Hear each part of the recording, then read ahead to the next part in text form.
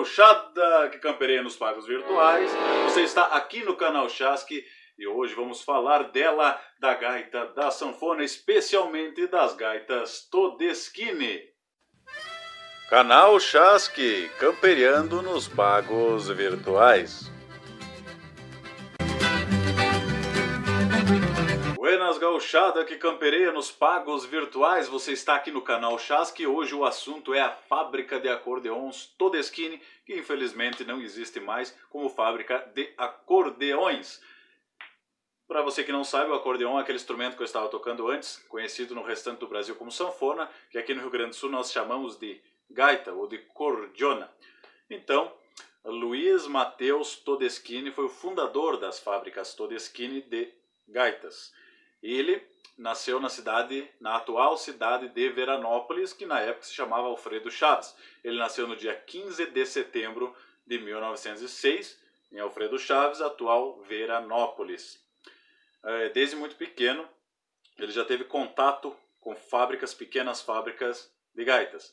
Uma vez, diz a história, que ele adentrou numa dessas fábricas e viu uma máquina rudimentar, ou seja, uma máquina primitiva, de fazer botões para gaitas. E era feita de ossos das canelas dos bovinos. Então veja, era uma máquina que pegava o osso da canela dos bovinos, das vacas, dos bois, e transformava em botões para essas gaitas rudimentares que hoje são conhecidas como gaitas botoneiras, ou gaitas de botão, ou gaitas ponto. E ele viu, o Luiz viu, né, que nós vamos chamar aqui de Todeschini, o Todeschini viu, e aí começou aí a ter uma influência, aquele instrumento, aquela fábrica, aquela magia de uma fábrica, de um instrumento musical, começou a invadi-lo. Bueno, em 1914 a família Todeschini muda-se para Bento Gonçalves. Lá eles têm um vizinho chamado Luigi Somenzi, que também conserta e fabrica acordeões. E aos 13 anos o Todeschini começa a trabalhar com ele como ajudante. Então começa a ter os conhecimentos, adquirir os conhecimentos da fabricação, conserto e afinação de gaitas. Um dado interessante desse momento: um casal de italianos, o Cesare Appiani e a dona Maria Savoia, que eram fabricantes de acordeões lá na Itália, vieram morar por algum tempo com a família Somenzi. Então eles adquiriram um grande conhecimento com esse casal de como fabricar acordeões mais modernos. Um outro dado interessante é que o Todeschini, o Luiz, ele foi estudar música com o senhor Diacete para conseguir aprimorar os instrumentos que eles estavam começando a fabricar. E eles estavam começando a fabricar algo que não existia no Brasil e nem mesmo acho que na América do Sul, que era a gaita piano, que é aquela gaita que no lugar dos botões tem o teclado, como um piano, que é aquela gaita que eu estava tocando antes. Aquela gaita que eu estava tocando antes é uma gaita Todeschini, fabricada nos anos 60, é uma Todeschini 80 baixo, que é a minha gaita que eu, aí, como eu costumo dizer, estrago muitos clássicos da música gaúcha. Com perdão da piada, mas eu não sou músico nem cantor, eu faço isso por puro hobby, como vocês viram anteriormente, então perdoem algum erro aí, eu quase assassinei a música na casa do Vacariano dos irmãos Bertucci. Mas hoje a história é a acordeões Todeschini, a fábrica, a história da fábrica.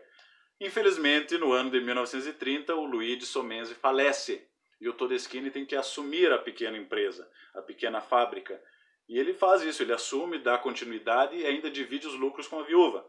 No ano de 1932, ele já casado, ele compra a parte da viúva do Luigi Somenzi e muda a fábrica, então, para a área urbana de Bento Gonçalves. Veja, então, teve um grande progresso. No ano de 1944, ele compra um imóvel, uma antiga cantina de vinhos, e instala lá a fábrica Todeschini de gaitas. Ali ele já tinha 56 funcionários.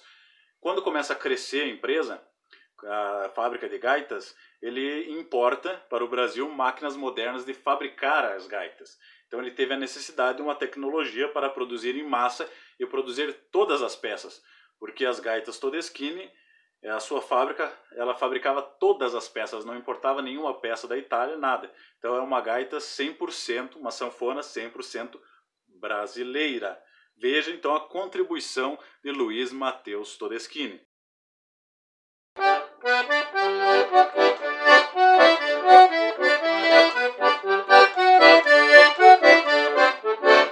Eu saí a campo fora no meu pingo alazão, procurando um bailezinho pra alegrar meu coração. Então essas são as gaitas Todeschini. Eu tenho um exemplar aqui de provavelmente de meados dos anos 60. Então essa minha gaita aqui é uma gaita Todeschini. Está aqui o selo, vou mostrar para vocês aqui. O nome Todeschini aqui. Tem que enroscar o lenço. Então aqui vocês podem ver, amigos, a marca Todeschini. Essa minha gaita aqui é a famosa dente de coelho, porque ela só tem esses dois registrinhos aqui. A inovação dos Todeschini foi o teclado. E aqui desse lado os baixos. Então essa aqui é um exemplar das Todeschini. Eles foram muito inovadores porque eles fizeram gaitas modernas. Como eu disse antes, até então no Rio Grande do Sul não tinham gaitas piano, somente as gaitas de botão.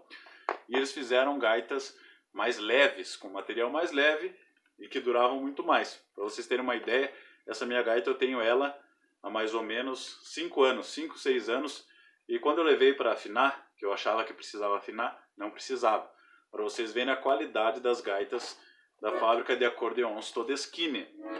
Mas continuando a história, e a título de curiosidade, as primeiras gaitas Todeschini, me deu uma canseira, as primeiras gaitas Todeschini foram vendidas, a primeira foi vendida para Antônio Maso e a segunda para Antônio Romanha.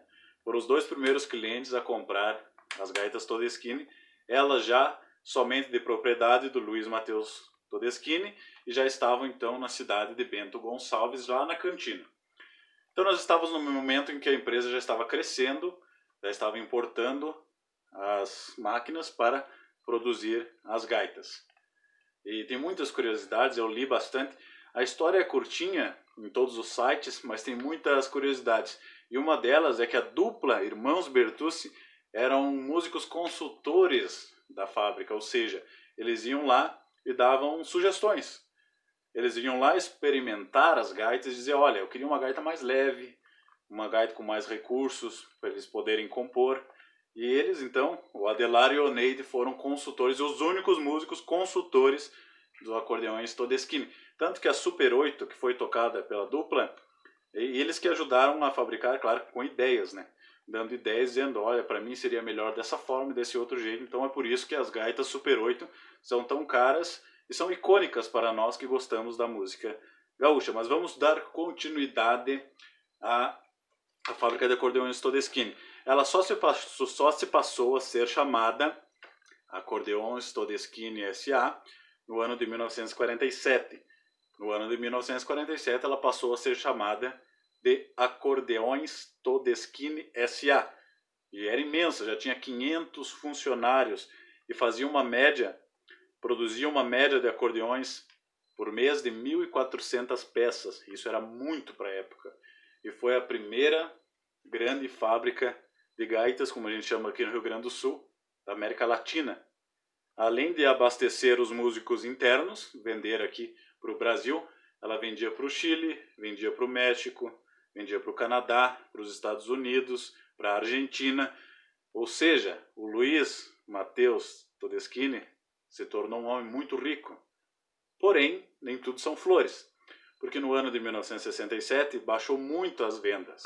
Aí começa o declínio da fábrica. Por quê? Estávamos passando por um período de vanguarda, a música estava mudando, já tínhamos microfones, caixas de som, então não precisávamos mais de um instrumento com um som muito bom que se espalhasse pelo salão, porque já tínhamos a guitarra, já tínhamos o teclado elétrico, enfim, a música estava mudando, o gosto estava mudando, a juventude estava mudando, né?